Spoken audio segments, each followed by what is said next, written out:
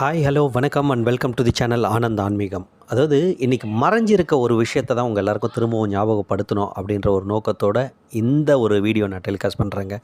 அதாவது பிறப்புகள் அப்படின்னு பார்த்தீங்கன்னா 4 வகையான பிறப்புகள் இருக்குது அப்படின்றது நம்ம எல்லாருமே பார்த்த விஷயமா இருந்தாலும் டக்குன்னு நமக்கு ஸ்ட்ரைக் அவுட் ஆகாது. ஸோ அந்த விஷயத்தை தான் ஜஸ்ட்டு டிஸ்கஸ் பண்ண போகிறேன். அதாவது பார்த்துக்கிட்டிங்கன்னா பிறப்புகள் வந்து 4 வகைகள் இருக்குது அப்படின்னு சொல்லப்படுதுங்க. ஒன்று கருப்பையில் பிறக்கிறது, அதாவது தாயோட அந்த கருவறையிலேருந்து பிறக்கிறது அப்படின்னு சொல்லுவாங்க இல்லையா? ஸோ கர்ப்பப்பை மூலிமா பிறக்கிற ஒவ்வொரு பிறப்பும் பிறப்பும் பார்த்துக்கிட்டிங்கன்னா கருப்பை பிறப்பு அப்படின்னு சொல்லுவாங்க. இது முதல் வகையை சார்ந்ததாக இருக்குது. 2வது வகை பிறப்பு என்ன அப்படின்னு கேட்டிங்கன்னா முட்டையிலேருந்து பிறக்கிறதுங்க. அதாவது முட்டையிலேருந்து எந்த ஒரு உயிர் வருதோ அது எல்லாமே வந்து 2வது வகையான பிறப்பாக இருக்குது. 3வது பார்த்திங்கன்னா விதைகள் மூலிமா, அதாவது செடி கொடி மரங்கள் இதெல்லாம் நம்ம பார்த்துருப்போம். இதெல்லாமே பார்த்திங்கன்னா விதைகள் மூலிமா வருது இல்லையா? இது 3ஆம் வகை பிறப்பு.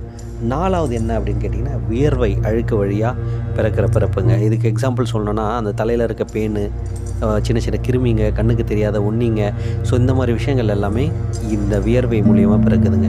ஸோ இந்த 4 வகை பிறப்புன்றது இந்த 4 வகை தான். இது மட்டும் இல்லாமல் 7 வகையான உயிர் பிறப்புகள்னு பொதுவாக சொல்லுவாங்க. அதாவது 7 ஜென்மங்கள்னு நிறைய நம்ம கேள்விப்பட்டிருப்போம் இல்லையா?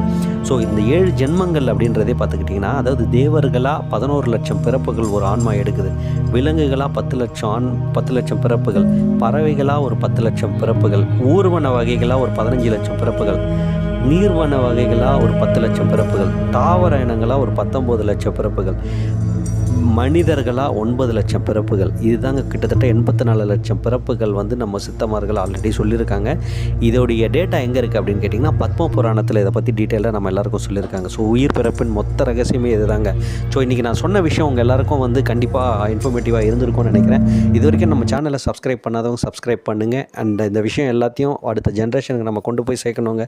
ஸோ இதுதான் நம்மளுடைய கடமையாக நினச்சி இந்த விஷயத்தை நான் பண்ணிகிட்ருக்கேன். And thank you every one. நன்றி நன்றி நன்றி.